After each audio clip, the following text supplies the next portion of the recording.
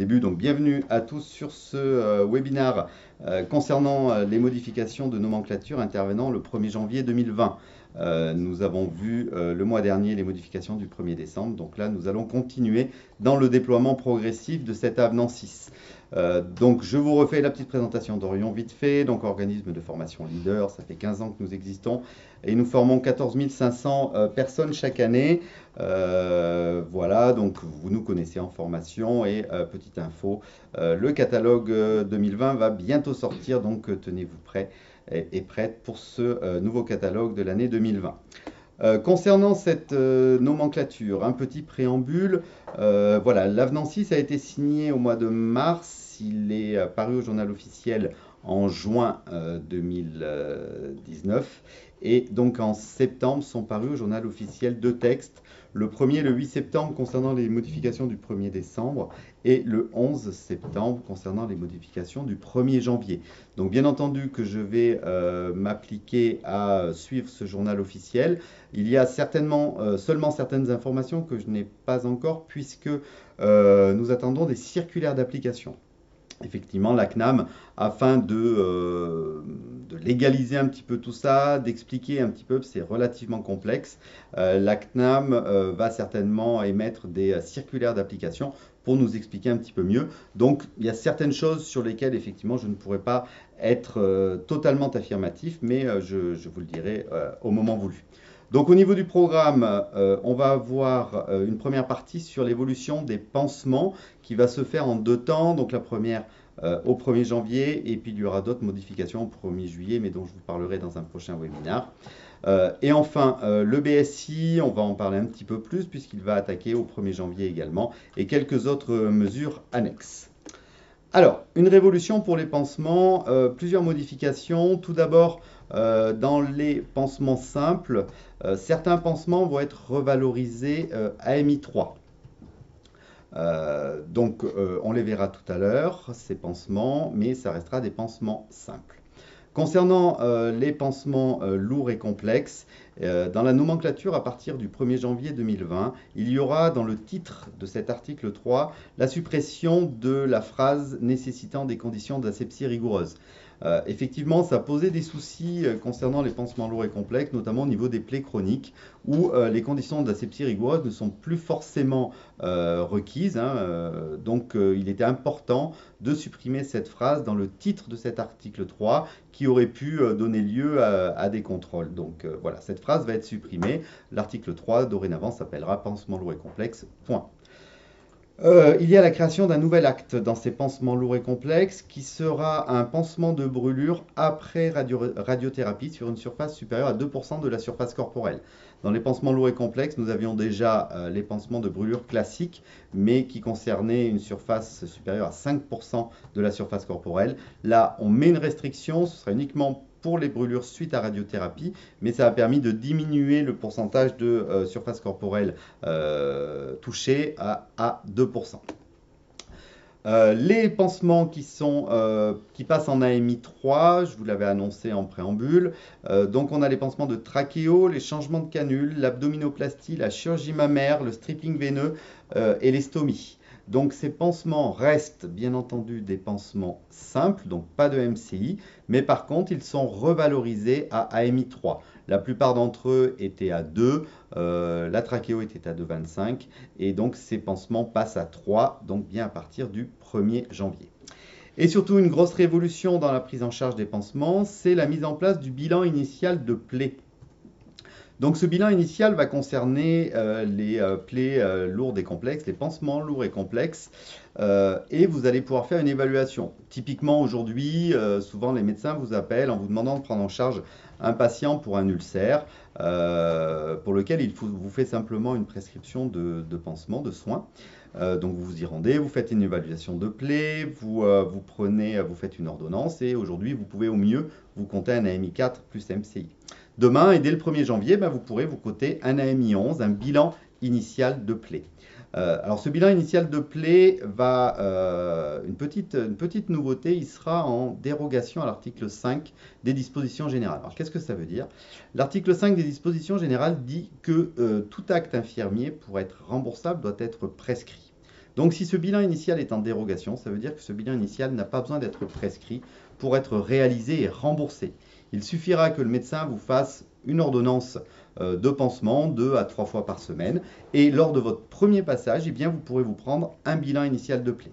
Ce bilan initial de plaie va bien entendu comprendre le bilan de cette plaie, l'évaluation, si vous avez une ordonnance à faire de matériel. Et cette cotation est à MI11, donc ce n'est pas négligeable. Par contre, à l'intérieur de cette cotation est incluse le pansement, donc vous ne pouvez pas le rajouter, et est incluse également la MCI, donc vous ne pourrez pas rajouter la MCI sur cette AMI11, ce sera une cotation unique. Cette cotation sera possible une fois par an pour les plaies de plus d'1 an, et plusieurs fois par an, pour des plaies récidivantes. Aux yeux de la sécurité sociale, une plaie récidivante est une plaie avec une interruption de soins de 2 mois minimum. Donc voilà, vous prenez aujourd'hui en charge une plaie lourde et complexe. Si elle dure plus d'1 an, dans 1 an et 1 jour, vous pourrez refaire un bilan initial de plaie. Par contre, si dans 3 mois, cette plaie se referme et que 3 mois après, le patient vous appelle en vous disant la plaie s'est réouverte, vous pourrez vous recoter un bilan initial de plaie. Donc voilà, à retenir, AMI11, mais qui comprend le pansement et la MCI, sans besoin de prescription spécifique. Il n'y a pas besoin que le médecin vous marque bilan initial de plaie. Dès lors qu'il vous fait une ordo de pansement pour un pansement lourd et complexe, vous pourrez vous le compter.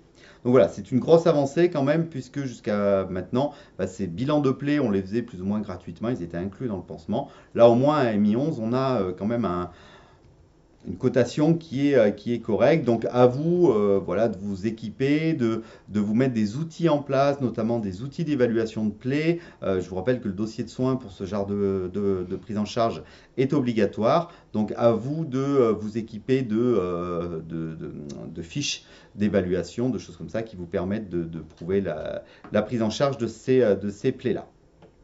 Donc voilà, pour les pansements, les 2 autres créations interviendront en juillet, donc l'analgésie topique dont je vous avais parlé et le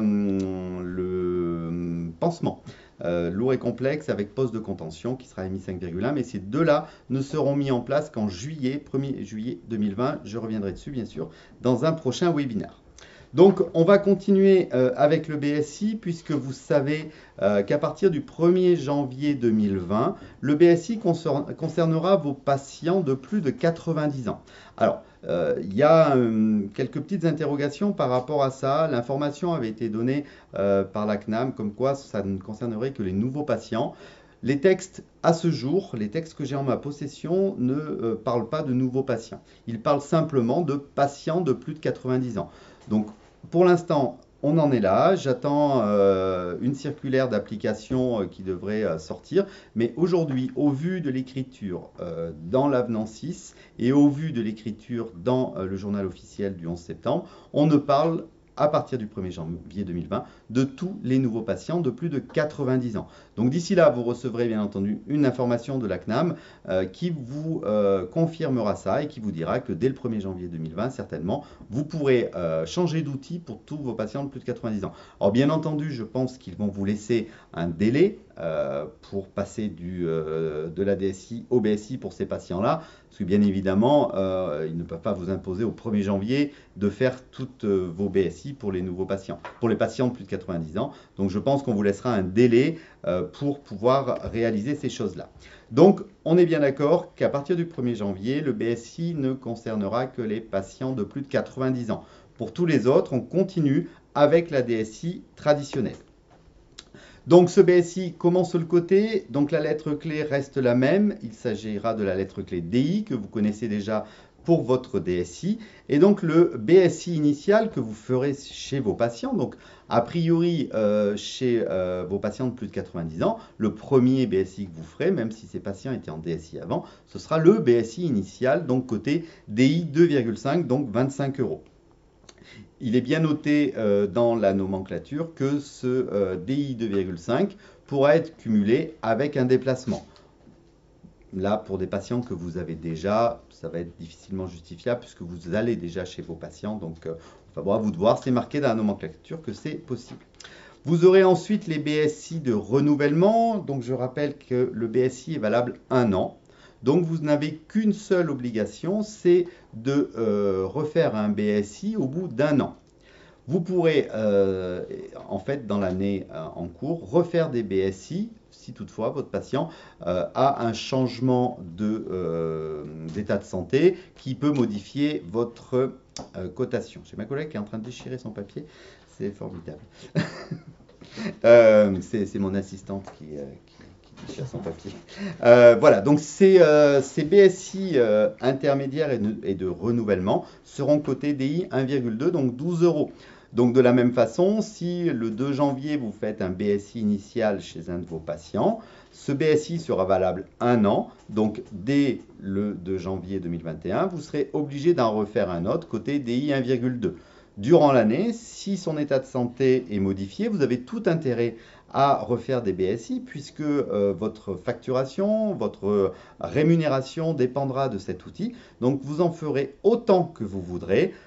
Malheureusement, la caisse n'en prendra en charge que 2 maximum. Donc 2 seulement seront payés des I 1,2, les autres ne seront pas payés, mais vous permettront peut-être de changer de forfait si l'état de votre patient le nécessite. Alors, le BSI, comment? Eh bien, il y a un portail qui a été créé sur Amélie Pro. Je crois que certaines d'entre vous ont déjà reçu une info de la Sécu leur disant qu'ils pouvaient aller tester, s'enregistrer. Donc, il faudra aller sur le site Amélie Pro avec votre CPS et vous enregistrer. Vous remplirez directement vos BSI sur le site Amélie Pro. Donc, il y aura différents items, les données administratives et puis les données médicales. Les données médicales, rapidement, il faudra que vous évaluiez et que vous cochiez tous les soins que vous réalisez chez ce patient-là, qui dépendent de votre rôle propre et en fonction de 8 domaines d'intervention différents. Ça va permettre de donner une importance particulière à ces soins en fonction des domaines d'intervention. Cet outil a ni plus ni moins été mis en place pour abandonner cette notion de temps qui devenait insupportable au niveau des AIS 3. Donc, étant donné qu'on ne voulait plus de notion de temps, il a fallu trouver un nouvel outil. Et là, on s'est mis à parler de charge en soins. Et donc, c'est ce double outil, donc PRN et SIPS, qui sont des outils d'évaluation de charge en soins, qui vont vous permettre de cocher tous les soins que vous réalisez. Et en fonction de la difficulté de chaque soin, vous aurez un coefficient, si vous voulez, une lourdeur de prise en charge chez vos patients. Il y aura également des diagnostics infirmiers qui seront à donner, un plan d'action, forcément, puisque en face de ces problèmes, il va falloir mettre un plan d'action pour ce patient-là. Vous devrez également saisir le nombre de passages que vous souhaitez réaliser chez ce patient. Donc, dans le cadre des forfaits, vous pourrez prescrire entre 1 et 4 passages par jour, quel que soit le forfait. Donc, c'est vous qui déciderez de cette prise en charge. À l'issue du remplissage de cet outil sur Amélie Pro, vous aurez la possibilité de valider ce BSI. Et à l'issue de ce BSI, l'algorithme fabriqué par l'assurance maladie vous donnera 3 niveaux de prise en charge. Prise en charge légère, prise en charge intermédiaire et prise en charge lourde. Dès lors que vous avez ce niveau de prise en charge, vous aurez une lettre clé. Je vais vous les donner tout à l'heure, une lettre clé qui sera à saisir dans votre logiciel de facturation. Une fois ce BSI validé, il y aura un message qui sera envoyé directement au médecin prescripteur, l'informant qu'un BSI vient d'être déposé par telle infirmière pour tel patient, et il aura 5 jours pour émettre des commentaires. Le BSI n'a pas besoin de le signer, il peut simplement émettre des commentaires, par exemple sur le nombre de passages ou un truc comme ça, mais ce sera un échange entre lui et vous et non une signature formelle. Ce BSI, dès lors qu'il est rentré, vous pouvez commencer les soins. Il n'y a pas besoin d'attendre une validation de quiconque. Donc les 3 forfaits qui peuvent être donnés par rapport au remplissage de cet outil. Pour l'outil, je sais que vous êtes inquiets. Certains et certaines ont déjà participé à l'expérimentation. L'expérimentation a donné de bons résultats puisque ce ne sont que des menus cliquables. Donc c'est assez simple. La totalité des éléments sont des éléments objectifs. Donc il n'y a pas à chercher à savoir est-ce que je coche ça ou je ne coche pas. Si vous cochez vraiment ce que vous prévoyez de faire chez ce patient-là. Donc les trois forfaits seront le léger qui sera à 13 € et la lettre clé que vous saisirez sur vos logiciels sera BSA. Intermédiaire 18,20 € BSB et lourd 28,70 € BSC. Il y a la création aussi de nouvelles lettres clés. Aujourd'hui, l'assurance maladie, du fait de ce déploiement régulier, progressif du BSI, veut absolument avoir un regard sur les dépenses liées à la dépendance. Et donc, pour aller jusqu'au bout de ce raisonnement, ils ont créé une nouvelle lettre clé, l'IFI, qui sera l'indemnité forfaitaire infirmière, qui sera le déplacement, l'indemnité forfaitaire de déplacement liée à la dépendance. Donc, par exemple, chez un patient chez qui vous avez un forfait intermédiaire à 18,20 €, vous décidez de faire 2 passages par jour. Eh bien, il y a 2 passages par jour sur lesquels vous mettrez des IFI. S'il y a un autre passage, par exemple le midi, où vous n'avez pas de soins en lien avec la dépendance, où vous faites, admettons, un dextro-insuline, vous resterez en AMI avec un IFD. L'IFI est vraiment le déplacement qui est lié au BSI. Ce BSI, vu que le forfait sera journalier, puisque vous l'avez compris, ces forfaits seront perceptibles pour la journée, les IFI seront aujourd'hui les lettres qui permettront d'additionner des majorations. Par exemple, si vous avez des kilomètres supplémentaires, à cet IFI, vous pourrez rajouter des IK. Si c'est un dimanche, à cet IFI, vous pourrez rajouter une indemnité de dimanche. Si vous prévoyez de passer 2 fois par jour chez ce patient dans le cadre de sa dépendance, vous mettez un IFI matin, un IFI soir, vous coterez un IFI le matin plus une indemnité de dimanche et un IFI le soir pour toucher une autre indemnité de dimanche. Donc ça fonctionnera de la même façon. Et enfin, il y a également la création d'autres lettres clés qui vont être les AMX. Les AMX seront les AMI cumulables avec les forfaits. Les règles de cumul avec les forfaits seront les mêmes aujourd'hui qu'avec les AIS 3. Vous savez qu'aujourd'hui, les AIS 3, vous pouvez cumuler en dérogation à l'article 11b, soit une perfusion, soit un pansement lourd et complexe, soit un article 5 ter de surveillance du patient insuffisant cardiaque et atteinte de BPCO, et à partir du 1er décembre 2019, la prise de sang. Ces règles de cumul seront les mêmes pour les forfaits. C'est-à-dire que si le matin, vous avez un forfait, quel qu'il soit, léger, intermédiaire ou lourd, vous faites un passage le matin, donc ce sera un IFI, qui aura la même valeur que l'IFD, j'ai oublié de vous le dire, mais ça sera 2,50. Donc cet IFI sera cumulable avec une perfusion ou un pansement lourd et complexe, ou un article 5 ter de surveillance du patient insuffisant cardiaque BPCO, ou une prise de sang à partir du 1er décembre 2019. La seule petite différence, c'est qu'il ne s'appellera plus AMI, mais il s'appellera AMX. Pour que vous compreniez bien, le matin, admettons, vous faites un passage en IFI, donc dans le cadre de la dépendance. En même temps, vous posez une perfusion de moins d'1 heure sous surveillance continue. Vous coterez un IFI plus un AMX 9 en entier. Par contre, si vous y retournez à midi, posez une autre perfusion de moins d'1 heure sous surveillance continue et que vous n'avez pas de passage dans le cadre de la dépendance, et bien à ce moment-là, vous compterez un AMI 9 plus IFD. Voilà, j'espère que c'est un peu compliqué, mais j'espère que j'arrive à être à peu près clair. Les passages dans le cadre de la dépendance, on me fait signe que non, c'est désagréable. Les passages dans le cadre de la dépendance seront cotés en IFI. En dehors de la dépendance, sera coté en IFD. Lorsqu'on a un acte exonérable, comptable avec la dépendance, il sera coté AMX. Si c'est lors d'un passage en dehors de la dépendance, ce sera un AMI. Pour comprendre ces créations, c'est que la CNAM, du fait qu'on modifie l'outil de calcul de ce paiement, ils veulent absolument avoir la main dessus et pouvoir exactement savoir combien coûte la mise en place de ce nouvel outil dans le cadre de la dépendance. Donc c'est pour ça qu'ils ont créé de nouvelles lettres clés sur les actes cumulables afin d'être sûr de pouvoir le faire. Petite chose, si vous en avez entendu parler, il y aura d'autres actes qui seront cotables avec les forfaits mais en demi. Le dextro, l'injection d'insuline, sous-cut, IM et intradermaux. Mais ça, ce sera dans un deuxième temps, ça sera au mois de mai 2020. Donc c'est pour ça que je ne vous en parle pas aujourd'hui. Là, 1er janvier, vous passez au BSI pour les patients de plus de 90 ans. Vous avez vos 3 forfaits. Dans chacun de ces forfaits, vous mettez entre 1 et 4 IFI que vous allez saisir dans votre logiciel de facturation et vous suivez les mêmes règles de cumul qu'aujourd'hui avec les AIS 3, à savoir cumul en entier pour une perfusion ou un pansement lourd et complexe ou un article 5 ter de surveillance du patient insuffisant cardiaque BPCO et à partir du 1er décembre, donc à plus forte raison à partir du 1er janvier, pour la ponction veineuse qui existera donc en AMX 1,5 qui sera cumulable en entier. Donc voilà, pour ce BSI, c'était le gros morceau. Encore une fois, je ne peux pas rentrer vraiment dans le détail, mais je vous rappelle que ces petites formations d'une demi-heure, voilà, j'ai plein de choses à vous dire, donc j'essaye d'aller au plus vite.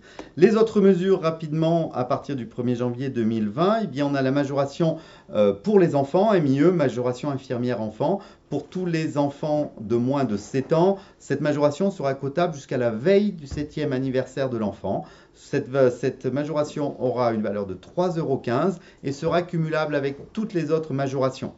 Vous allez faire une prise de sang chez un enfant de 5 ans, c'est un AMI 1,5 plus MAU plus MIE. Vous faites un pansement lourd et complexe chez un patient de moins de 7 ans, ça sera un AMI 4 plus MCI plus MIE. Donc cumulable avec tous les autres actes au cours de la même séance et d'une valeur de 3,15 €. 1er janvier 2020 également, je sais que ça n'intéresse pas tout le monde, mais sachez que c'est mis en place parce que je pense que tout le monde va en entendre parler d'ici peu, de la télémédecine. Donc 3 actes de télémédecine sont mis en place. Donc lorsque vous faites un acte de télémédecine au cours d'un soin infirmier, ce sera 10 €. Lettre clé TLS à saisir sur vos logiciels de facturation. Et c'est dérogatoire à l'article 11B. Donc ce sera quotable en entier, quels que soient les soins que vous réalisez chez votre patient. Le deuxième acte sera le fait de faire un acte de télémédecine dans un lieu dédié. Certaines communes ont déjà mis en place des sortes de cabinets avec du matériel qui sont à disposition du personnel. Donc là, ce sera un TLL en lettre clé, ce sera 12 €. Et enfin, une troisième lettre, ce sera lorsque vous irez spécifiquement au domicile du patient pour réaliser un acte de télémédecine et auquel cas ce sera 15 € et ce sera la lettre clé TLD. Pour les 2 dernières lettres, bien entendu que vous pourrez coter des frais de déplacement pour ces cumuls-là. Et enfin, le plafonnement journalier des ICA, rapidement, donc jusqu'à 299 km cumulés par jour, il n'y a pas d'abattement. Entre 300 et 399, il y aura un abattement de 50%. Et au-delà de 400 km cumulés par jour, je dis bien par jour, en ICA, il y aura un abattement complet puisque plus aucune somme ne sera perceptible. Alors, de la même façon, ça concerne très peu d'infirmiers, mais bon, on se devait de vous le présenter puisque c'est mis en place au 1er janvier. Donc, ce plafonnement des ICA qui va concerner les infirmiers qui sont dans des zones avec des patients très éloignés et qui facturent beaucoup de kilomètres. Voilà, je vous ai dit à peu près tout ce que j'avais à vous dire. Je vous rappelle nos formations, donc nos nomenclatures perfectionnement, qui sont en FIFPL, en payant. Il y a des formations e-learning. Pour le FIFPL, pour cette fin d'année, si vous en avez envie, dépêchez-vous, il ne reste plus beaucoup de place. Sachez que nos formations, depuis le mois de septembre, intègrent les modifications de l'avenant 6, donc vous aurez tout ça. Le Tour de France que nous avons terminé le mois dernier, nous sommes en train de regarder pour rajouter des dates sur cette fin d'année ou sur le début d'année prochaine. Donc, si vous êtes intéressé, n'hésitez pas à nous le faire savoir. On essaiera d'organiser un congrès au plus près de chez vous. Voilà, je vais essayer de répondre à quelques questions s'il y en a. Oui, il y en a beaucoup. Alors, faut-il que le médecin prescrive le type de pansement sur l'ordonnance? Alors, effectivement, tous nos actes sont remboursables s'ils sont prescrits. Donc, si le médecin vous marque que c'est un pansement lourd et complexe, c'est très bien. Mais après, n'allez pas lui demander d'écrire vraiment la plaie, ce n'est pas son travail. Et je vous rappelle qu'il est interdit de marquer un diagnostic sur une ordonnance de soins, puisqu'elle part au service administratif de la Sécu.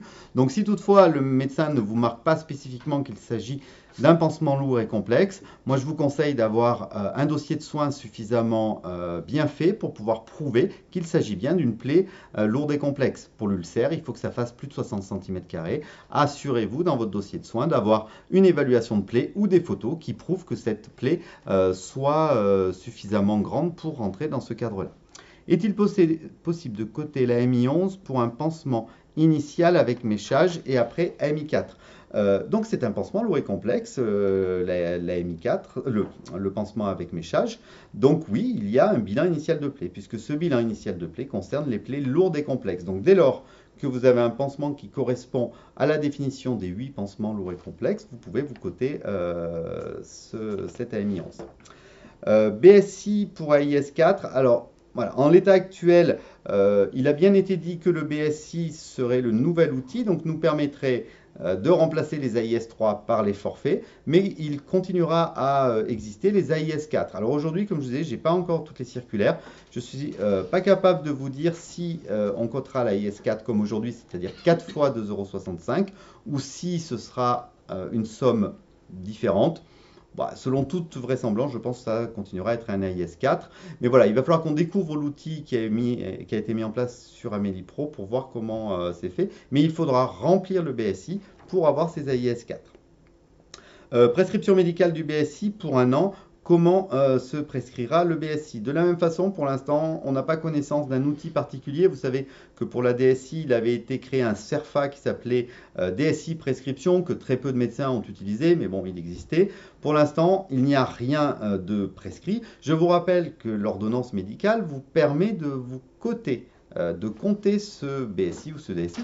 Donc dans l'absolu, une ordonnance médicale stipulant BSI devrait suffire pour que vous réalisiez ce BSI, pour que vous puissiez l'encaisser. Effectivement, je rebondis là-dessus, il est bien dit dans les textes qu'une ordonnance pour un BSI, étant donné que le BSI est valable 1 an, l'ordonnance est valable 1 an. Ce qui veut dire que dans l'année, si vous faites des BSI intermédiaires, cette ordonnance initiale sera valable. Disparition progressive des AIS. Alors, bien entendu, les AIS 3 vont disparaître du fait du déploiement progressif. Normalement, au 1er janvier 2023, on devrait avoir une généralisation de l'outil BSI, donc une disparition totale des AIS 3. Quant aux AIS 4, comme je vous disais, pour l'instant, on n'a pas d'informations. Donc, est-ce qu'ils vont laisser cette appellation AIS 4? Est-ce qu'ils vont créer autre chose pour cette surveillance hebdomadaire? Pour l'instant, tant qu'on n'a pas la circulaire d'application, je ne peux pas vous en dire plus. Peut-on choisir de faire déjà un BSI pour les patients de moins de 90 ans en janvier? Non, c'est clair et net, la Sécu est claire là-dessus. Ce déploiement progressif ne concernera que les patients de plus de 90 ans. BSA à chaque passage? Non, une fois par jour. Une fois par jour. BSA, BSB, BSC sera une fois par jour. Attendez, partage journée. Ah oui. Non, ça sera une fois par jour. Par contre, effectivement, ces forfaits seront non sécables. C'est-à-dire qu'il y aura une seule infirmière qui le percevra pour la journée. Donc, si vous êtes 2 infirmières, une fait le matin, une fait le soir, eh bien, il n'y en a qu'une qui percevra le forfait. Chacune percevra son IFI et les majorations cumulées, mais une seule percevra le forfait et devra le rétrocéder à sa collègue. Je suis bien conscient que ça va vous rendre la vie difficile, mais malheureusement, c'est comme ça que ça a été signé. Montant de l'IFI, je vous l'ai dit, 2,50 comme l'IFD. BSI pour infirmier ou par cabinet? Non, ce sera par patient. Ce sera par patient, un BSI initial par patient. Effectivement, vous pouvez pas, vous êtes 9 dans le cabinet, vous n'allez pas faire 9 BSI initiaux. Date de mise en place de la MIE 1er janvier 2020, puisque nous sommes dans le webinaire sur le 1er janvier 2020. Formation pour la télémédecine, oui, tout à fait. Ça fait partie des nouvelles orientations pour le DPC. Donc, dès l'année prochaine, nous aurons une formation sur la télémédecine qui vous sera proposée dans le cadre du DPC. Voilà, écoutez, je crois qu'il est l'heure. J'avais commencé avec un peu de retard, donc je finis avec un peu de retard. Je vous remercie pour votre attention. Prochain webinaire le mois prochain, je ne me souviens plus de la date. Non, il y a le 16 décembre aussi, il y en a un autre, mais j'en ai un autre au mois de novembre, je me rappelle plus la date. Mais vous serez informés. Sachez que le replay est disponible d'ici demain, je pense, le temps qu'on l'envoie. Vous avez un document que je vous ai mis qui est téléchargeable, qui reprend mon déroulé. Donc n'hésitez pas à prendre ces documents-là. Je vous remercie pour votre attention et vous dis à très bientôt. Merci, bonne journée.